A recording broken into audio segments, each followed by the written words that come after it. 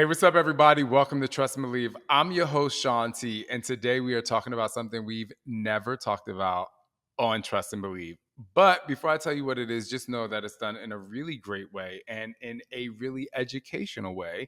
We are talking about butt stuff with the amazing Dr. Carlton. He found notoriety on TikTok throughout the pandemic and has been and now traveling around the country giving people lots and lots of tips on gay sex, everything GI. He is an incredible doctor. It's not only gay sex, he's talking to straight people too, but he just wants to open your mind up to different ways to have fun in the bedroom with your partner. Get ready to trust and believe. Somebody say hell yeah! What's up? He's better than Oprah. Come on, y'all. This is Shaun T, and it's time to trust and believe.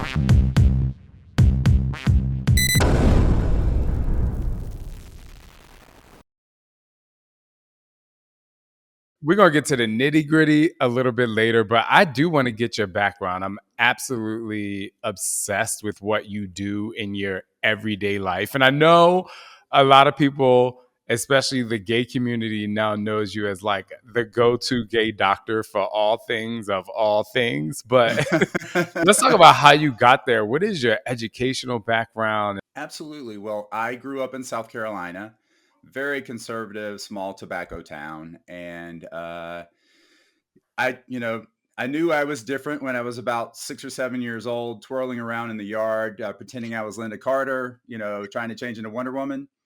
So it tells you a little bit of how old I am. But I knew I was different. I wanted to get out of there, and my ticket out was education. I always wanted to be a doctor, even when I was 6 or 7. I think I got trapped saying that in front of my parents. So every time I was introduced to some other kid's parents, they would say, "Yeah, he's going to be a doctor." So I was like, "Okay, I guess I'm going to do this." My parents were amazing, but very humble people. They only had a 12th grade education. They graduated high school, and that was it. Um, I was in church every Sunday and every Wednesday. Very, very, very conservative Southern Baptist background. So I had a deep conflict in me about my sexuality because I was always taught that who I am was wrong. So I really battled with that for a long time. I went to college at the University of South Carolina. I did my medical school training at the Medical University of South Carolina. And I did a visiting rotation in med school at the Mayo Clinic in gastroenterology, which was what I was interested in. And that 1 month at Mayo as a fourth year medical student got them, they really loved me immediately. We really connected. I worked really hard, and I got offered not only an internal medicine residency, but a GI fellowship if I would just come to Mayo and do my internal medicine. So I spent 6 years of my life, 6 long winters in Minnesota at the Mayo Clinic, at the world's top GI program, the world's top hospital, doing what I love. I had always wanted to live in California. I think I watched a little bit too much of Brady Bunch and Beverly Hillbillies growing up.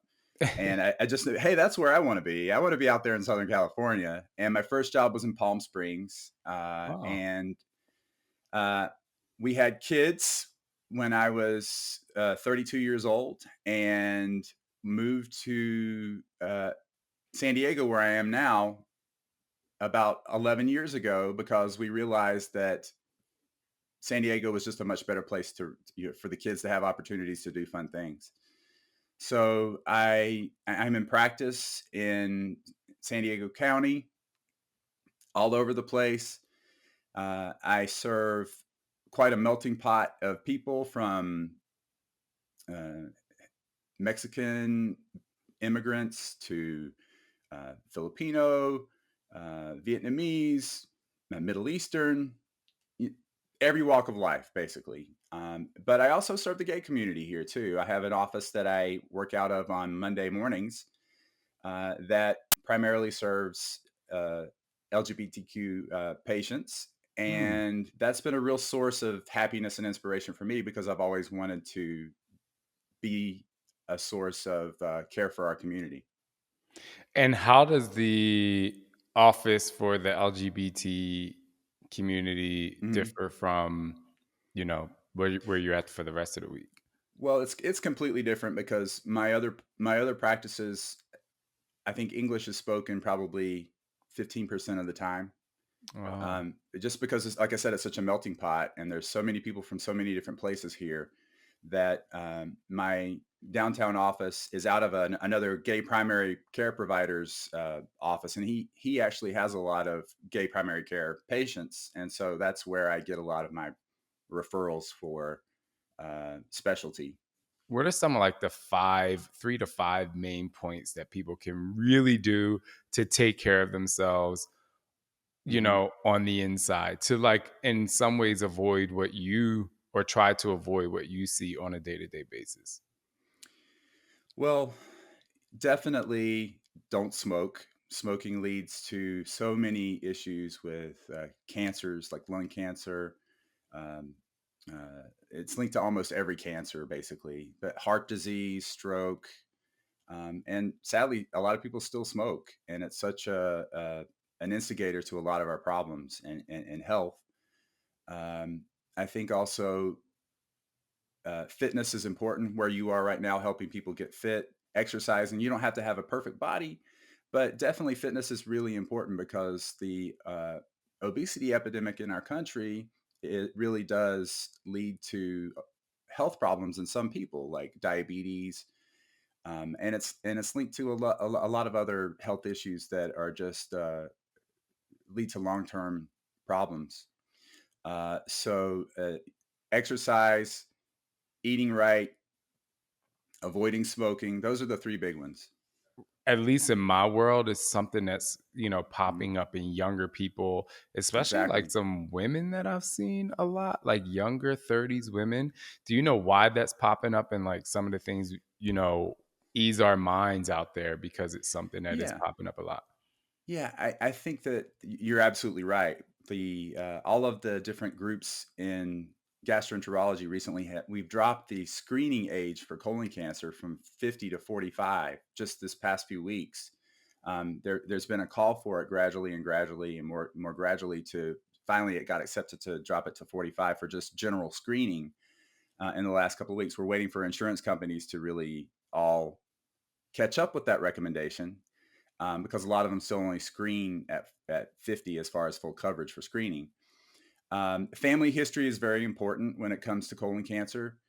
If you have a family history of colon cancer, you should screen 10 years earlier than the person who had the colon cancer. So if your mom had colon cancer at 45, you need to have your first colonoscopy at 35. Mm. And that's in first degree relatives like mother, brother, father, sister, like that. Um, so that's just pure screening, but you need to pay attention to your body. So if you have changes in your bowel habits like constipation, if you're having increasing abdominal pain, rectal bleeding that's not explained, unexplained weight loss, those are all symptoms and signs of potential problems with colon cancer. So increasing constipation, weight loss, changes in bowel habits, bleeding, all very important to note. And those are what I call red flags, and you need to have a colonoscopy for investigational purposes at that point and not screening. A lot of times when you hear about health, you hear about unexplained weight loss. But what about somebody who's actually working out? Like, how do you tell the difference between unexplained weight loss and weight loss that happens because you are sick? Well, if you're not exercising and you're just dropping weight and you're eating normally, then something's going on. Something's causing you to lose that weight. There's some sort of metabolic change. Either cancer cells are metabolizing the calories that you have in your body stored, or there could be a thyroid disorder messing up your metabolism. Something's happening. So when you're exercising, obviously, if you're exercising and you're eating right and you're making a change that way, weight loss is going to happen. That's normal and that's natural. That's part of it. But if you're not doing anything at all and weight's just falling off of you, it's a red flag.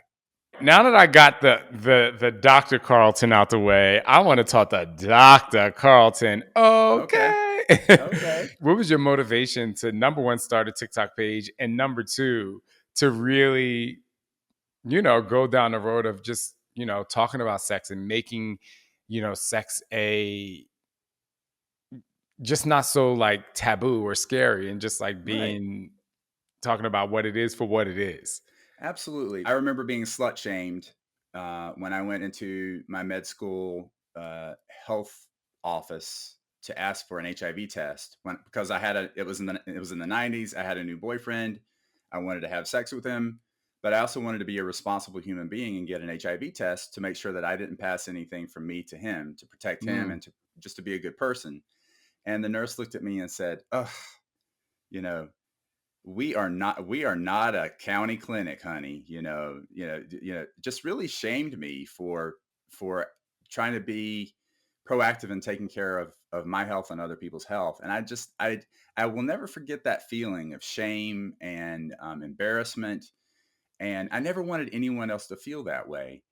Um, so to skip ahead a little bit to the TikTok phenomenon, when the pandemic hit, as a doctor, I'm used to going to work and helping people and doing my job and finding cancers and getting them taken out early or preventing cancers.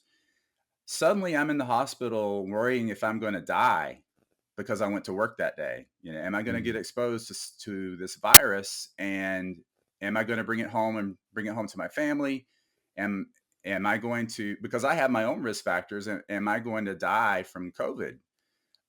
Tremendous stress in my life. I mean, the anxiety level was through the roof. Luckily, my husband's been very supportive and has kept me in check the whole time, which has been amazing.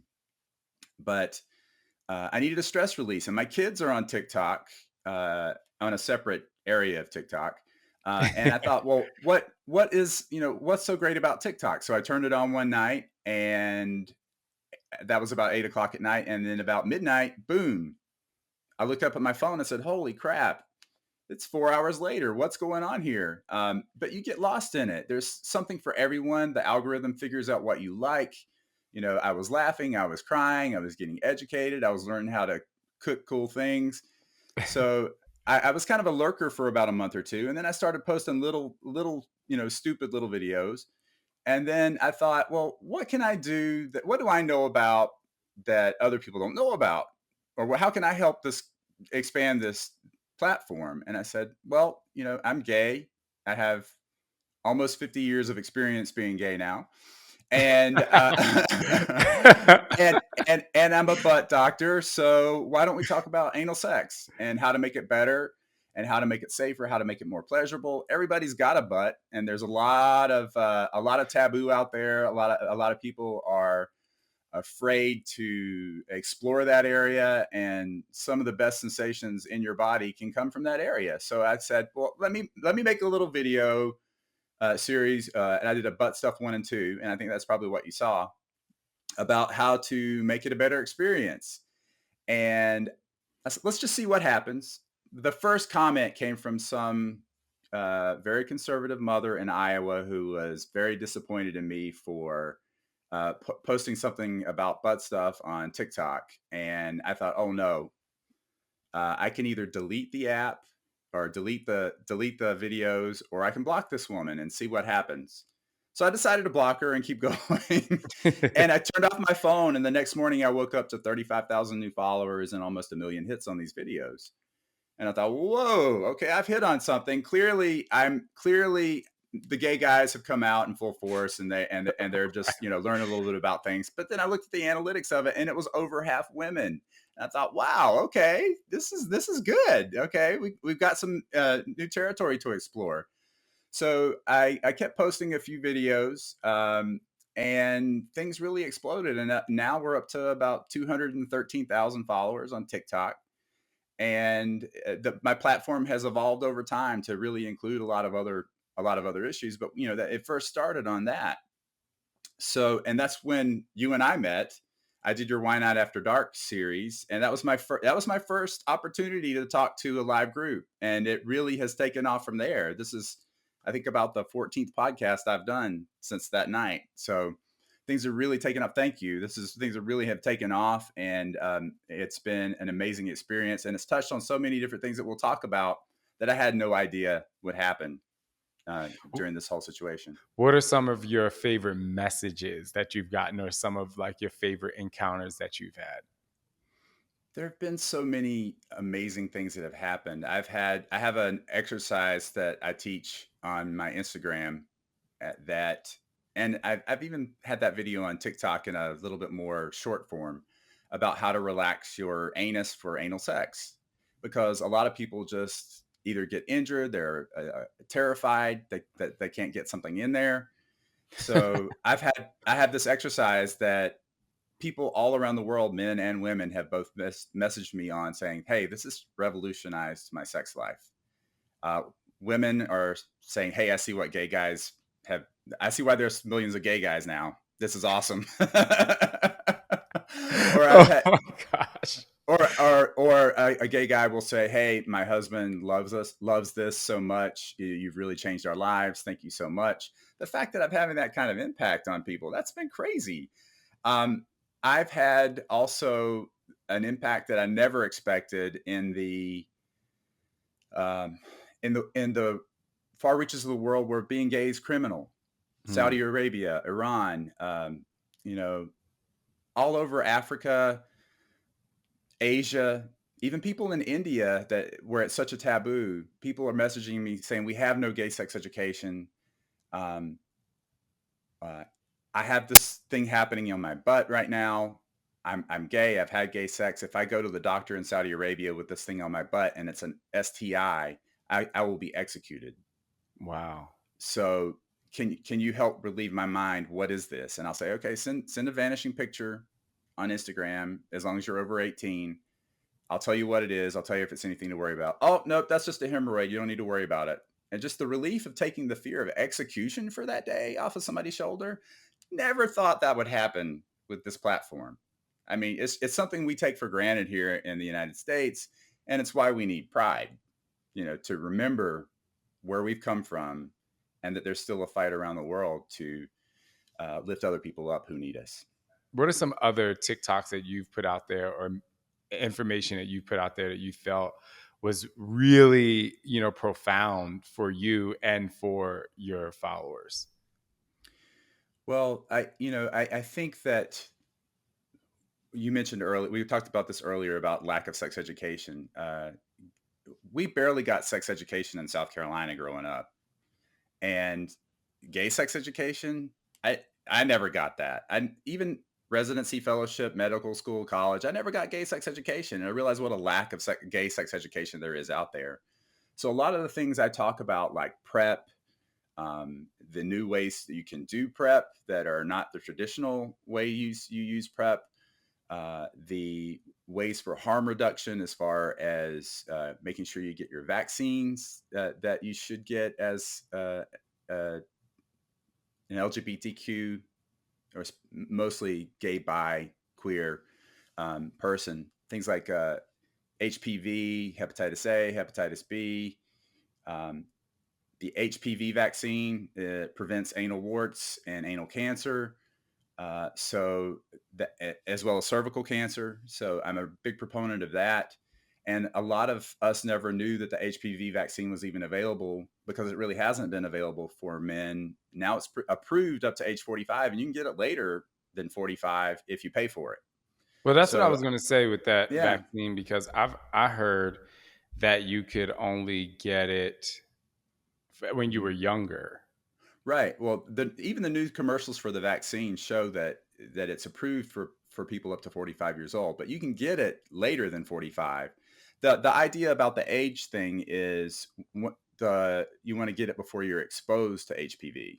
And there's an assumption that most people have been exposed to HPV by these ages if they've been sexually active. So that's why it's probably not as effective or not as advised. But I say, hey, if an ounce of harm reduction is worth a pound of cure. So Hmm. I think it's important. And trust me, I've seen so many gay men or women who've come in with anal warts or worse from HPV that really regret that they never got that vaccine. Yeah, because with it going unnoticed, it can cause cancer. Yeah. Absolutely, for sure. It sure can cause cancer. Most often in gay men, when it's connected with HIV, there's a 70 times increased risk of HIV plus HPV causing anal cancer than just if you were HIV negative. So other messages: undetectable equals untransmittable for HIV. There's such a huge discrimination in our own community against HIV positive men and women that there's an assumption that you're going to get HIV from someone who's HIV positive just because they're positive, or that they're dirty or unclean. I'm absolutely Oh, out here to completely erase that message and make sure that everybody is aware that undetectable equals untransmittable, that HIV cannot be transmitted through sex from a person who is HIV positive, but undetectable on medications. So that's something that sadly still exists in our community. There's such people go on hookup apps. I want you to tell people out there what PrEP is, because I think a lot of people Mhm. actually don't know. People who are not in the gay lifestyle don't know. And then the second thing Sure. is, we know what PrEP does, and I just want to talk Mhm. about the STI, like the sexual transmitted infections Absolutely. in relation Mhm. to PrEP. So tell people what PrEP is, and then I have some questions. This is the meat and potatoes of what I talk about right now, and it's really important for everybody. So PrEP is pre-exposure prophylaxis. That's what it stands for. So it's another method of protection against HIV infection. So you take a daily pill, or there's other alternative ways, but right now I'll just talk about taking a daily pill. So Truvada and Descovy are the two brand name medications that are described as PrEP. They are pills that, if you take on a daily basis, are extremely effective at preventing HIV infection. Even if you have sex with a positive person without protection, you can have a huge barrier against HIV. So this is amazing. So uh, pre-exposure prophylaxis, you take it on a daily basis. There are alternatives where, if you don't really have sex that much, you can, with the higher dose medication Truvada, you can take it on demand. That's not FDA approved, but it is used in Europe mostly right now and is incredibly effective. So that you take it, or if you can plan sex. So if you have a hot date on Friday night, you're going to have sex. If you take 2 pills prior to the encounter, at least 2 to 24 hours prior, and then 1 pill 24 hours each after that. There are a lot of restrictions and a lot of caveats about it that I have outlined on my Instagram page, on the do's and don'ts and who it's for and who it's not for, Mm. to prevent HIV infection. So uh, so you're taking 4 pills. Say you only have sex once a month, you're only taking 4 pills in a month as opposed to 31 pills in a month or 30 pills in a month. Because PrEP, a couple things I want to make sure that people understand: PrEP prevents HIV, and that's it. It doesn't prevent chlamydia. It doesn't prevent gonorrhea. It doesn't prevent anal warts. It doesn't prevent syphilis. It doesn't prevent herpes. There are other things out there. So you have to make a decision about your level of protection. And one of the things that's happening in the gay community, particularly right now, is nobody's using condoms. And I can preach till I'm blue in the face: use condoms, use condoms, use condoms, use condoms to prevent STIs. A lot of guys still, they don't want to hear that. So part of my message with this whole gay sex education is say, okay, I advise you to use condoms, but if you're not going to, this is what you need to know. This is what you need to look out for. This is how you need to get tested. Um, One of the big things that a lot of even straight doctors don't know, and sometimes you can't find this kind of testing, but you need to get checked where you play when you go for your STI checkups. So if you have oral sex with someone, you need to get your throat swabbed to check for gonorrhea and chlamydia in your throat, because you could have gonorrhea or chlamydia there, but not in a urine test because it wasn't in your vagina or in your penis that you played. Mm. If you had receptive anal intercourse, you need to get your butt swabbed for gonorrhea, chlamydia, because you could have an infection there and not know it. and pass it on to your next partner without realizing it. So if you don't get checked where you play, you might miss an infection. Because I've had people who got the urine test at their doctor's office, but they also had anal or oral sex, and the test turned out positive in those other places. They would have never known if they had just gotten a urine test because the urine test was negative. You answered my question, which was going to be how do you get people to, like, still use a condom if they're not familiar with their sex partner? And we're talking a lot about gay, but straight people out there too, because they are Absolutely. not, the world Yeah. is opening up. The pandemic is about to be over. And so, I think everybody needs to hear this. Yeah, so PrEP is pre-exposure prophylaxis. There's also a post-exposure prophylaxis. So if you are negative and you're not on PrEP and you have an exposure to a situation that could have transmitted HIV to you in whatever format, you can get what's called post-exposure prophylaxis if you are started on it within 72 hours of the encounter. So say you go out to a bar on Saturday night, you meet someone, you go home, you have unprotected sex with them, you wake up the next day and say, you know what, we didn't even have a discussion about whether or not they're positive, or later they told me they were positive and they were detectable and they were on medications. Oh shit, what do I do? You can go on post-exposure prophylaxis within 72 hours in an emergency form for a month, and it is very, very effective at preventing an HIV infection. But you have to do it within 72 hours. You are So, like, or you go out to a bar, you get drugged, you get raped, sexually assaulted. You can prevent HIV infection by taking post-exposure prophylaxis. So there are all kinds of scenarios where this can happen. So I just want people to be aware that just because an event happened doesn't mean you have to potentially suffer the consequences of a lifelong infection from that. you are in a relationship, a gay relationship or straight, and Mhm. you're having, anal sex. Is there something that your partner would be able to tell by having sex with you that you need to go get checked? Like, is there something that they can feel down Mhm. there that they could be like, hey, this was kind of awkward? Yeah, well, I mean, it depends on exactly what happens. I mean, if your partner sticks a finger in your butt and feels a lump or a bump that just feels weird, that's not smooth like the rest of the tissue, then there could be something growing in there, and you should definitely get that checked by a doctor. Um, Really, as far as risk for cancer from having gay sex, there's no increased risk of colon cancer from being a bottom or from having gay sex. The only issue is anal cancer from HPV.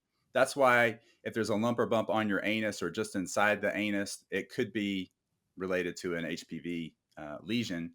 Those can be easily taken care of when they're tiny like that, so that they don't blossom into something worse. Cool. Thank Hmm. you. Dr. Carlton, I could talk to you all day. I think you Oh, know it. definitely.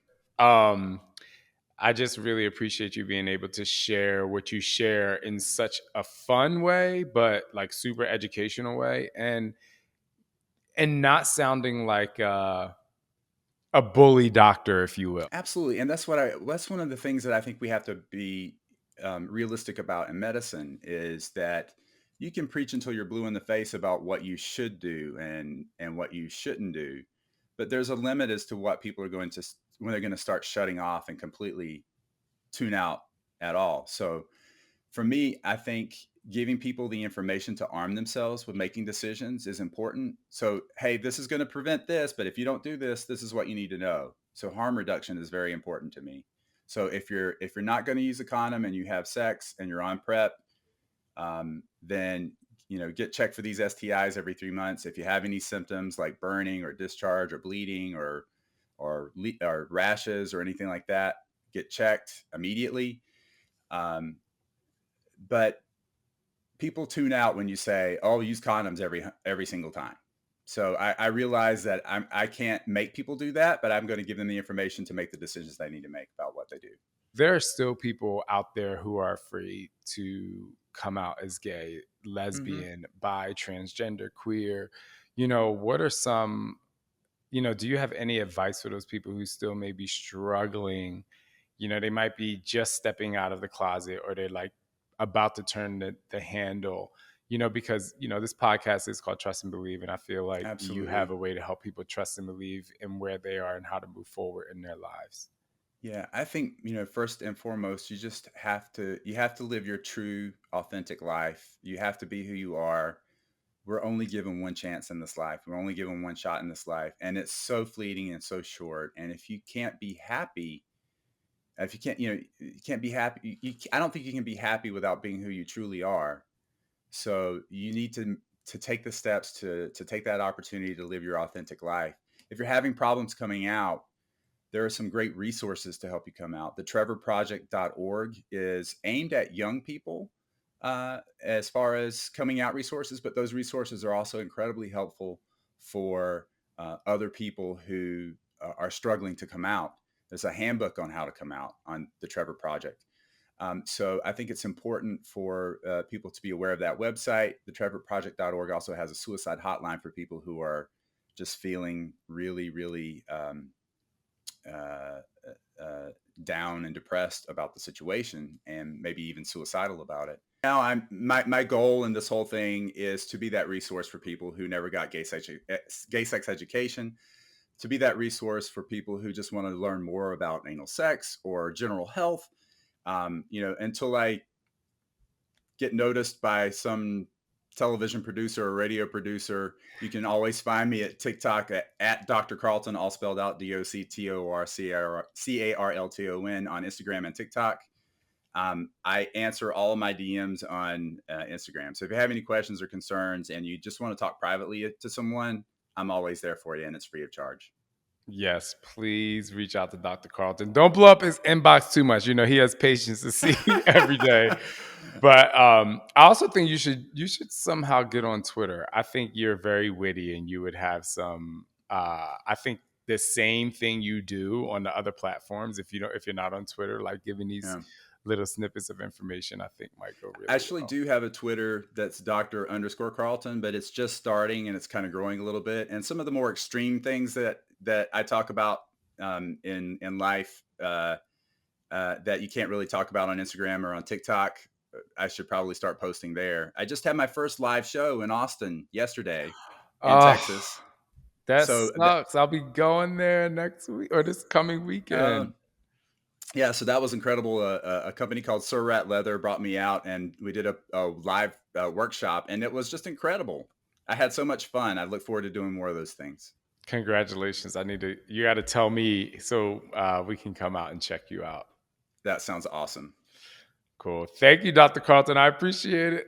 Thank you so much. It's been a pleasure.